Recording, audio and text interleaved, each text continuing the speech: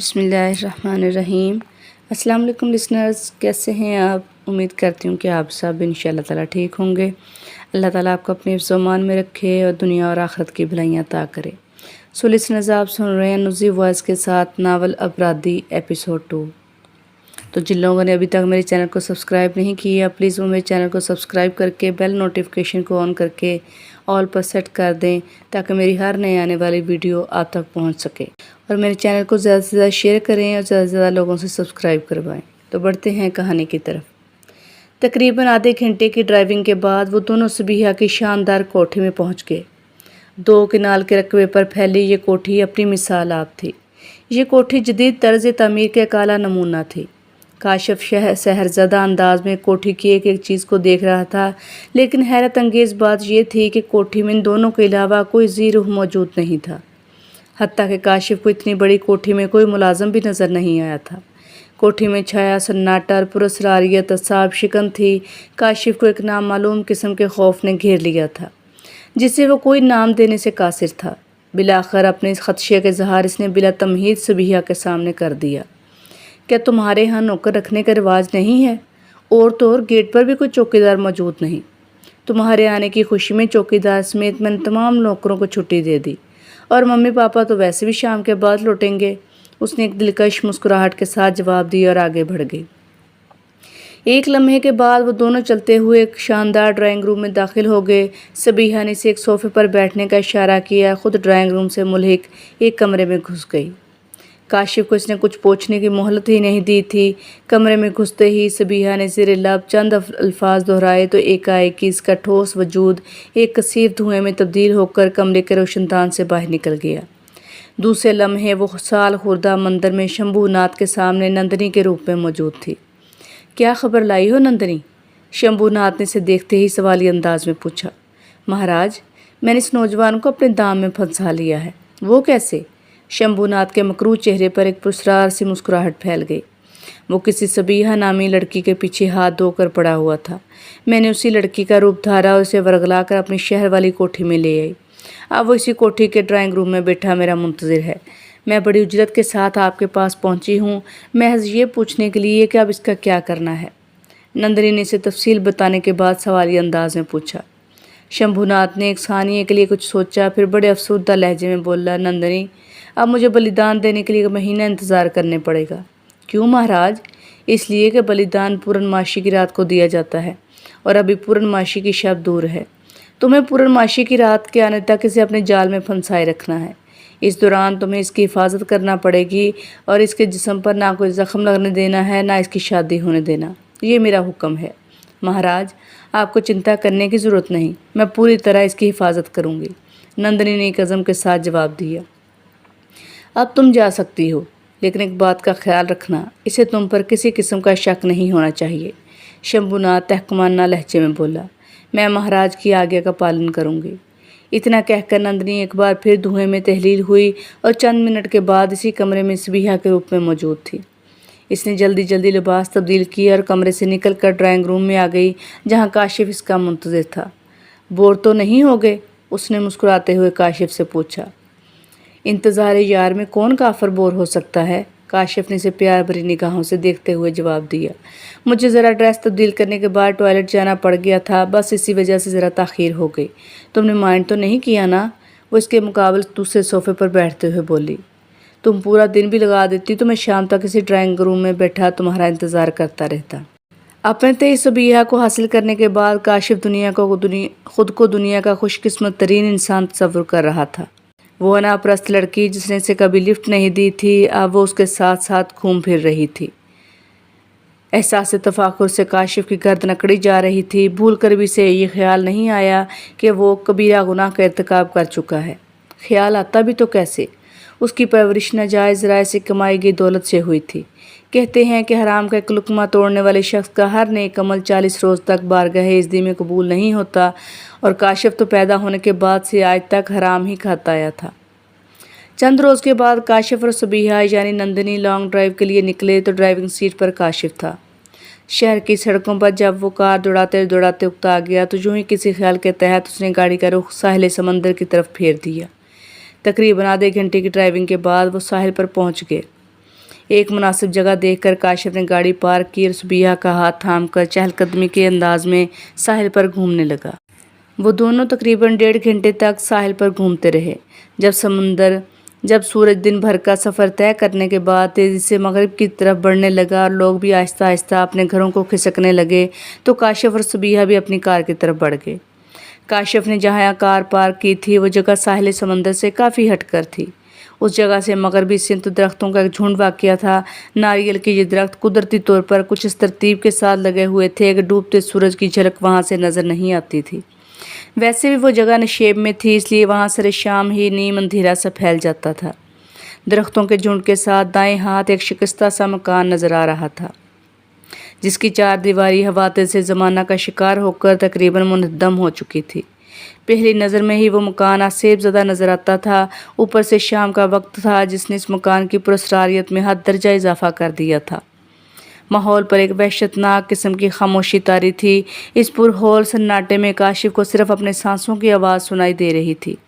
کار کی front set کی کھڑکی کھولتے ہوئے اچانک اس کی نظر اس پرانے مکان کی طرف اٹھی، پھر اس کی آنکھیں خوف اور حیرت کی ملی جلی کیفیت سے پھیلتی چلی گئیں۔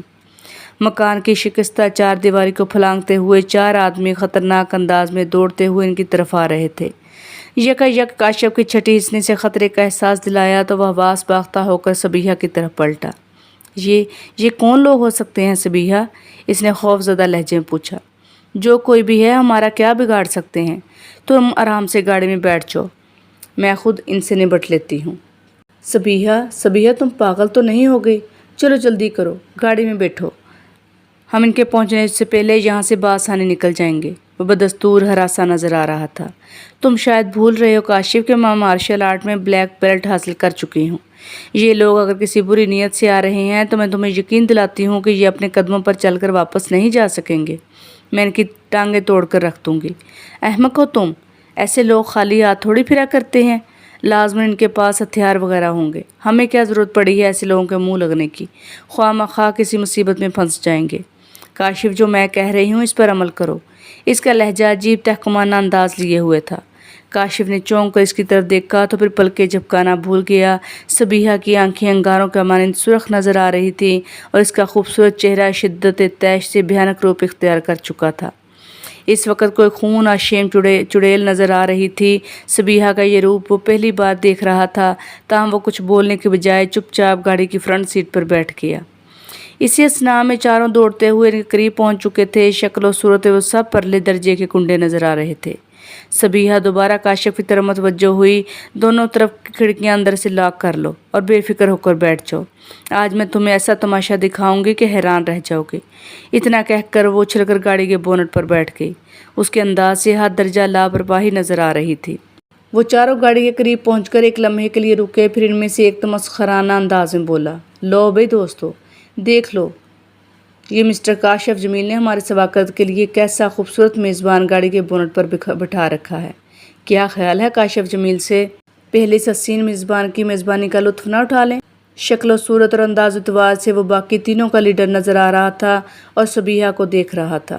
پدھاریے مہاراج، میں جی جان سے آپ جیسے مہان لوگوں کی سیوا کرنے کے لیے تیار ہوں۔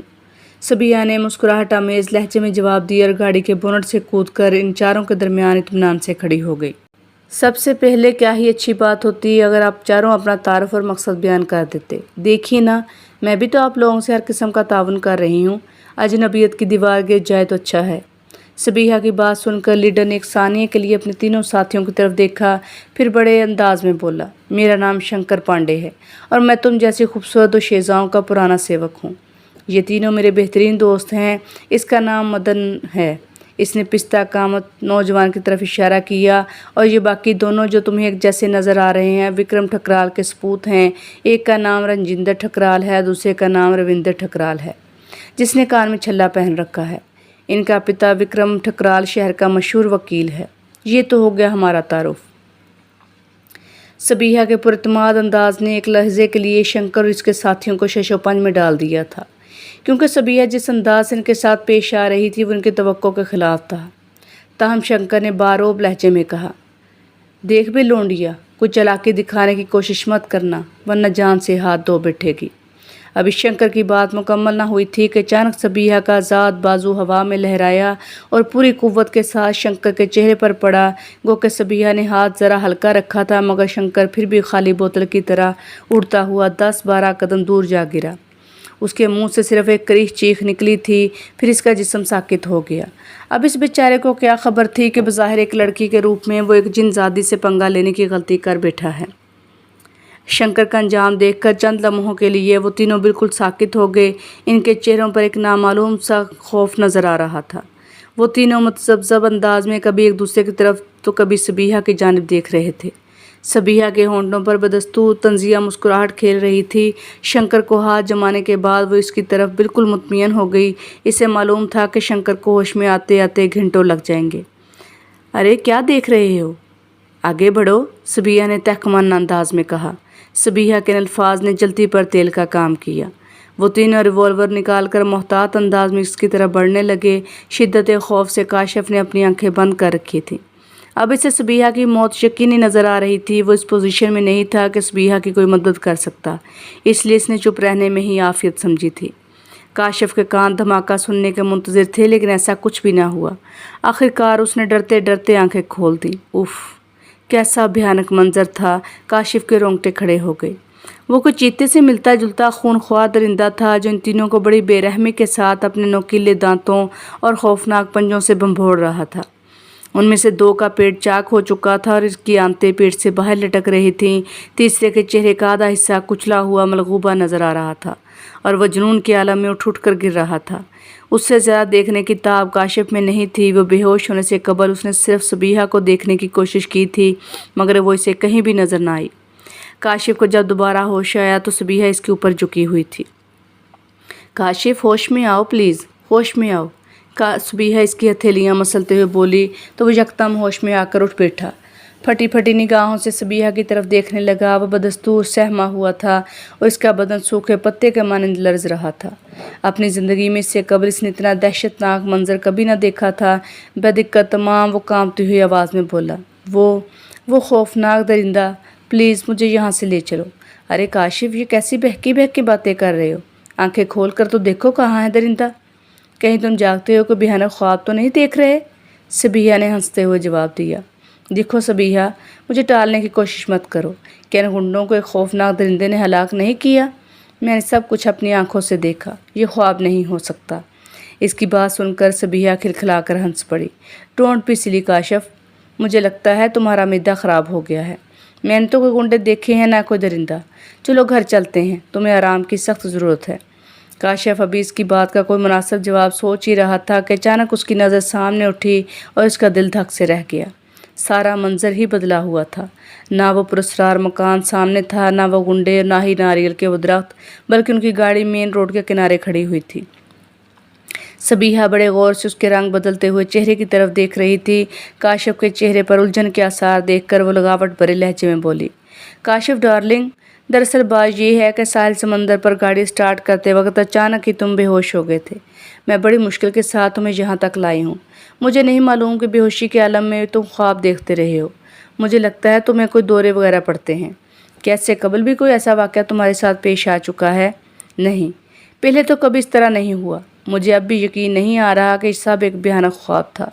शायद तुम मुझसे कुछ छुपा रही हो। फिर वही अहमकाना सवाल, क्या तुम्हें मेरी बात का यकीन नहीं? मैं भला तुम्हें क्यों झूठ बोलूँगी? मुझ पर शक करके अच्छा सिला दे रहे हो मेरी वफ़ाओं का, उसने शिकायती अंदाज में जवाब दिया और काशिफ ने नदामत से सर झुका लिया। सॉरी सबीहा, मैं तुमसे शर्मिंदा हूँ। शायद सचमुच मैंने कोई भयानक ख्वाब देखा है। प्लीज़ तुम महसूस मत करना, वो बढ़ाई हुई आवाज़ में बोला। चलो माफ़ किया, अब गाड़ी स्टार्ट करो, भूख से मेरा दम निकला जा रहा है, सबीहा ने हंसते हुए कहा और काशिफ ने गाड़ी स्टार्ट करके स्टीयरिंग संभाल लिया। इस वाक़या के चंद दिन बाद जब काशिफ की तबीयत काफ़ी हद तक संभल गई, तब इसने सबीहा से रुजू किया, लेकिन सबीहा तो गधे के सर से सींगों की तरह गायब हो चुकी थी। उसकी तलाश में काशिफ ने पूरा शहर छान मारा, मगर इसकी सारी तरफ से घेर लिया थी। शहर का कोई रेस्टोरेंट, कोई पार्क, कोई पिकनिक पॉइंट इसने नहीं छोड़ा था। सबीहा की कोठी के वो 20 चक्कर लगा चुका था, लेकिन वहाँ भी से हर बार ताला पड़ा हुआ नजर आया। सबीहा के मुतल्लक इसकी परेशानी बढ़ती गई। दिन ब दिन इसका दिमाग सोचों के जाल में उलझता चला गया। सबीहा की शख्सियत अभी से पुरस्कार लगने लगी थी। उसका जहन इन चारों गुंडों की दर्दनाक हलाकत को किसी तौर पर भी ख्वाब मारने के लिए तैयार नहीं हो रहा था। वो चारों इसकी आंखों के सामने ही एक खौफनाक दरिंदे की दरिंदगी का शिकार हुए थे। दरिंदे ने जिस बेरहमी के साथ चारों गुंडों के जिस्मों की चीर पाड़ की थी, वो मंजर वो लाख कोशिश करने के बावजूद न भुला सका था। रात को सोते में भी वो कई बार डर कर उठ बैठता था। इस खूनी मंजर ने इसकी नींद उड़ाकर रखती थी। ख्वाब आवर अद्वियात का इस्तेमाल करने के बावजूद वो यकसुई के साथ नहीं सो पाता था। एक रात तो हद हो गई। उसने दूध के साथ नींद की 2 गोलियां ली। लाइट ऑफ करने के बाद लिहाफ ओढ़कर सो गया। आहिस्ता आहिस्ता उस पर ख़ुनूद तारी होने लगी और फिर वो गहरी नींद सो गया। न जाने वो रात का कौन सा पहर था जब अचानक उसकी आंख खुल गई। आंख खुलते ही इसे यूं महसूस हुआ जैसे कि खूंखार दरिंदा इसके सीने पर चढ़कर बैठा हो। अंधेरे में दरिंदे की आंखें छोटे छोटे बरकी कुमकुमों की तरह चमक रही थीं। यकायक वो हड़बड़ाकर उठ बैठा और उसके मुंह से एक भयानक चीख बरामद हुई जिसने रात के सन्नाटे को झंझोड़ कर रख दिया। इसके बाद तो इस पर हज़ियानी कैफियत तारी हो गई और वो चीखों का एक ना ख़त्म होने वाला सिलसिला शुरू हो गया। इसका सारा बदन पसीने से शराबूर हो गया और मुंह से कफ बहने लगा। बेहोश होने से कबल इसकी समातों ने बाहर दौड़ते हुए कदमों की आवाज़ ज़रूर सुनी थी। इसके बाद इसे कुछ भी मालूम ना हो सका कि क्या होता रहा। जब वो दोबारा होश में आया तो सुबह हो चुकी थी। इसके बेडरूम में अम्मी अब्बू के अलावा डॉक्टर भी मौजूद था। सफ़ेद कपड़ों में मलबूस एक नर्स इसकी जानिब पुश्त किए शायद सिरिंज में को महलूल भरने में मसरूफ़ थी। जो ही नर्स ने अपने काम से फारिग होकर रुख बदला, काशिफ की आंखें हैरत से फटने के करीब हो गईं। नर्स के यूनिफॉर्म में सबीहा इसके सामने मौजूद थी। तुम सबीहा हो ना? इसने तस्दीक करने के लिए नर्स से सवालिया अंदाज में पूछा। डॉक्टर के साथ साथ नर्स ने भी मुतहयर अंदाज में इसकी तरफ देखा। फिर नर्स धीमे लहजे में बोली, काशिफ साहब, शायद आपको कोई गलत फहमी हुई है। मेरा नाम शुमाइला है और मैं गुज़िश्ता 1 बरस से डॉक्टर ख़ान के साथ काम कर रही हूँ। वैसे ये सबीहा कौन ज़ात शरीफ हैं? अब्बू, मैं कसम खाकर कहता हूँ ये सबीहा ही है। मेरी मौजूदा हालत की ज़िम्मेदार भी यही है। वो बाप की तरफ मतवज्जो होकर बोला। सेठ तारक जमील ने परेशान कुन अंदाज में डॉक्टर और नर्स की तरफ देखा और कदर तौक़ुफ़ से बोला, डॉक्टर साहब, मैं आपसे हद दर्जा शर्मिंदा हूँ। मुझे उम्मीद है कि आप काशिफ की हालत के पेश नज़र इसकी बात का बुरा ना मनाएंगे। दरअसल ये इस वक्त अपने हवास में नहीं। मिस्टर तारक जमील, काशिफ की यह हालत कब से है? क्या इस किस्म का दौरा इससे पहले भी कभी पड़ चुका है? डॉक्टर खान ने इसकी माजरत को नज़रअंदाज करते हुए सवाली अंदाज में पूछा। नहीं डॉक्टर साहब, गुज़िश्ता चंद दिनों से इसे डरावने ख्वाब तो आ रहे थे, लेकिन बेहोशी का दौरा इसे पहली बार पड़ा है। इन डरावने ख्वाबों के मुहर्रक के मुतल्लक़ अगर आपको कुछ तफसील मालूम है तो प्लीज़ मुझे बिला झिझक बता दीजिए। मिस्टर काशिफ के इलाज के लिए ये बहुत ज़रूरी है, डॉक्टर खान ने पुरज़ोर लहजे में इस्तदा की। सॉरी डॉक्टर, मैंने बेटे के बचपन से लेकर आज तक इसके मामलात में दखलअंदाजी नहीं की। वैसे भी मैं गुज़िश्ता 55 बरस से कारोबारी बुखेड़ों में कुछ इस कदर उलझा हुआ हूँ कि मुझे रात दिन की खबर नहीं रहती। 2 फैक्ट्रियों के इंतज़ामात संभालना बड़ा जान जोखों का काम है। ज़हनी और जिस्मानी थकावट इंसान को निचोड़ कर रख देती है। सेठ तारक जमील ने साफ गोई से काम लेते हुए जवाब दिया। डॉक्टर खान ने शिकायती अंदाज में इसकी तरफ देखा, फिर तासुफ़ के आलम में बोला, मिस्टर तारक जमील, मुझे नहायत अफसोस के साथ ये कहना पड़ रहा है कि आप एक कामयाब बिजनेसमैन तो हैं, लेकिन एक कामयाब और मुशफ़िक बाप बनने में नाकाम रहे। आपने अपने बेटे को सिर्फ मादी आसाइशें दी हैं, इसकी ज़हनी आसूदगी के लिए शायद कोई पेशरफ्त ना की। और ये सब इसलिए हुआ कि आप सारी ज़िंदगी दौलत के पीछे भागते रहे। ज़्यादा से ज़्यादा के चक्कर ने आपको कभी भी पीछे मुड़कर देखने की मोहलत न दी। तारक साहब, आपकी निजी ज़िंदगी में दखल अंदाजी करना मेरा कोई हक़ नहीं बनता। ताहम ये सब कुछ मैं आपके भले के लिए ही अर्ज़ कर रहा हूँ। आप दिन रात एक करके ये दौलत सिर्फ अपने इकलौते बेटे के लिए कमा रहे हैं ना? यकीनन आपका जवाब इस बात में होगा, और होना भी चाहिए, क्योंकि काशिफ आपका इकलौता बेटा है। आपके बाद इसी ने आपकी सारी दौलत और जायदाद का वारिस बनना है। लेकिन अगर इसे कुछ हो गया तो फिर आप क्या करेंगे? क्या आपकी सारी जायदाद दौलत मिलकर इसे वापस ला सकेगी? खुदारा, तारक साहब, अपने बेटे की तरफ तवज्जो दीजिए, इसके मामलात पर नज़र रखिए। इसे दौलत के साथ साथ की आपकी मोहब्बत और सरजश की भी ज़रूरत है। ये भी नौजवान है, इसे अच्छे और बुरे रास्ते की तमीज़ नहीं। इसकी रहनुमाई कीजिए, इसे फलाह का रास्ता दिखाइए, वरना किसी दिन पछताने का मौका भी नहीं मिलेगा। डॉक्टर खान जब बोलने पे आया तो बिला तकान बोलता चला गया।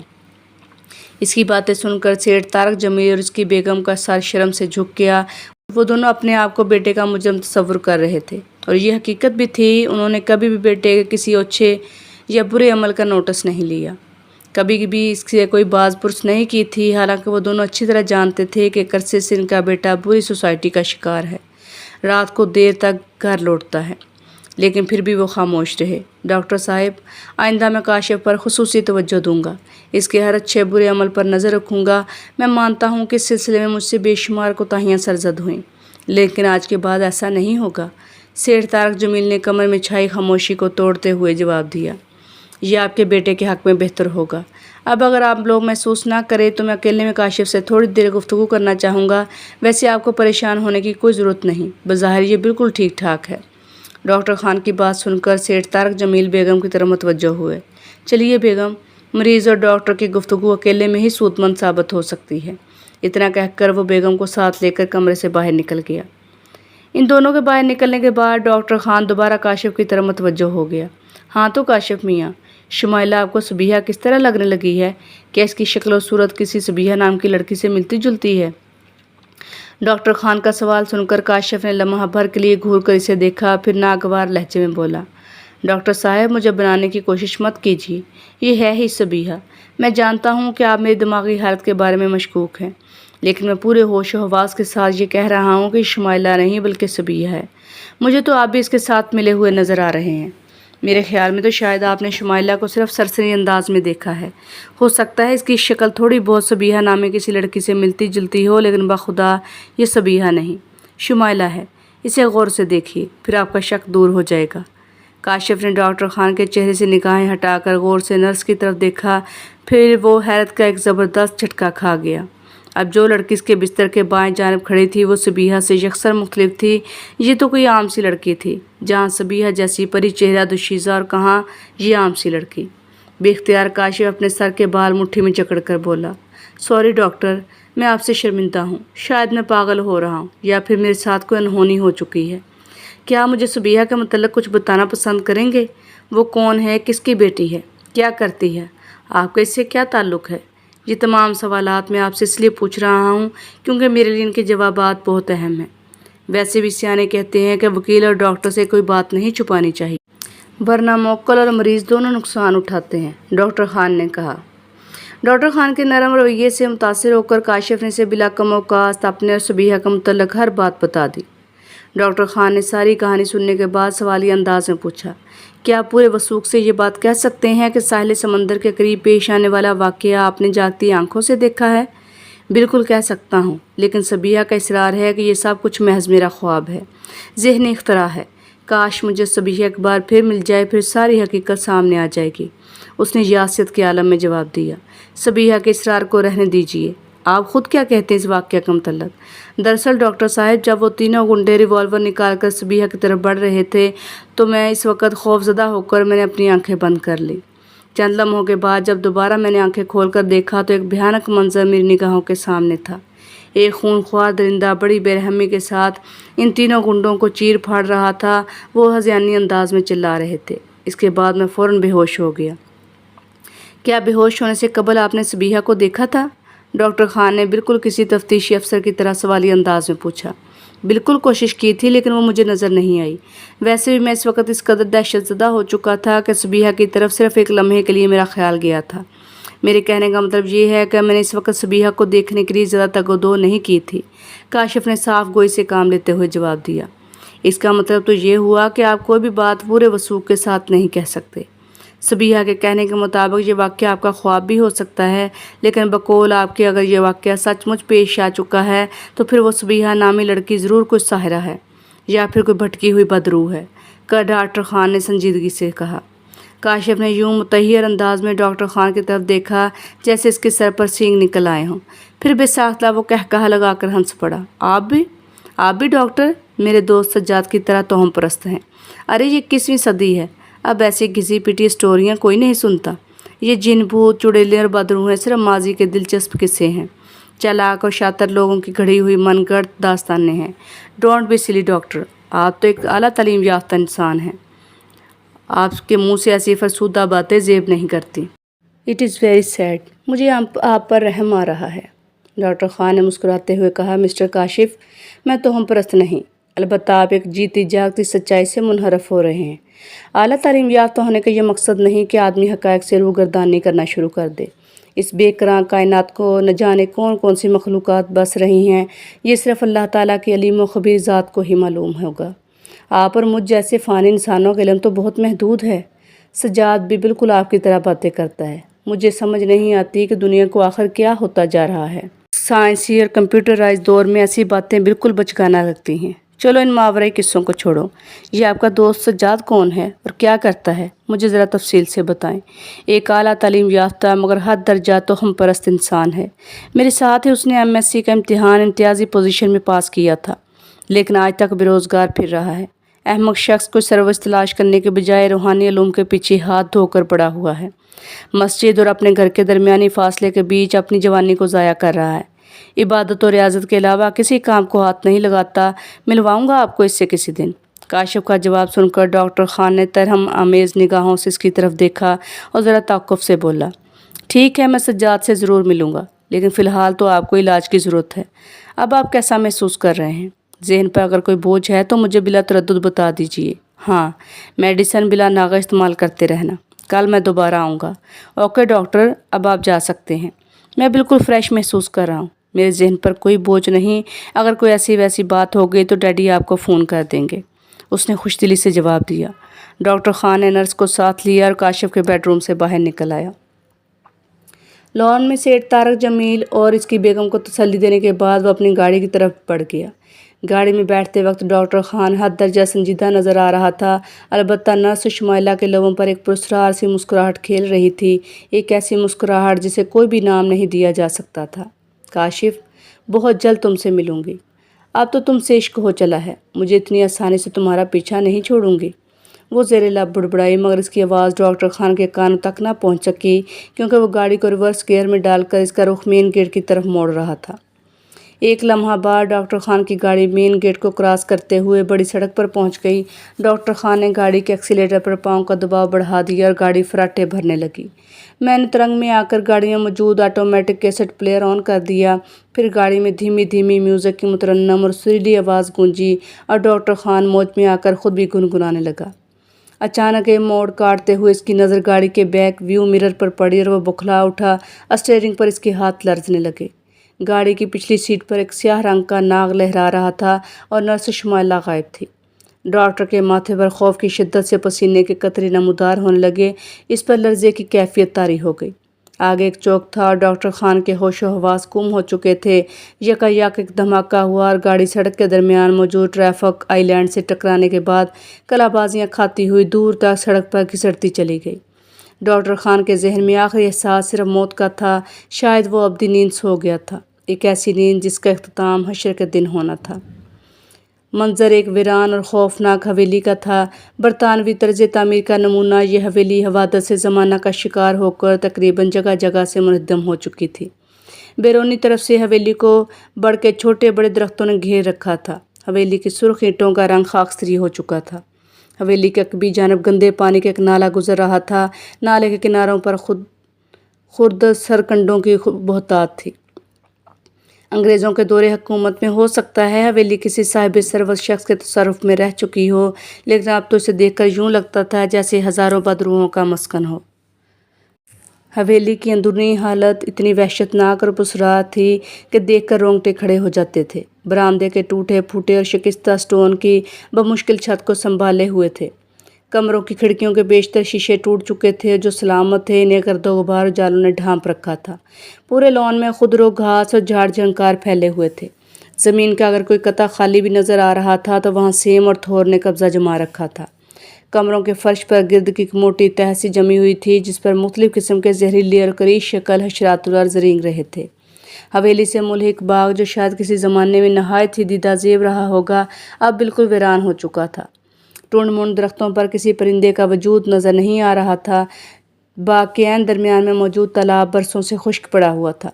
تالاب کی منڈیر چاروں طرف سے ٹوٹ پھوٹ چکی تھی۔ حویلی کے لان کی طرح باغ بھی قد آدم خضر و گھاس پھیلی ہوئی تھی۔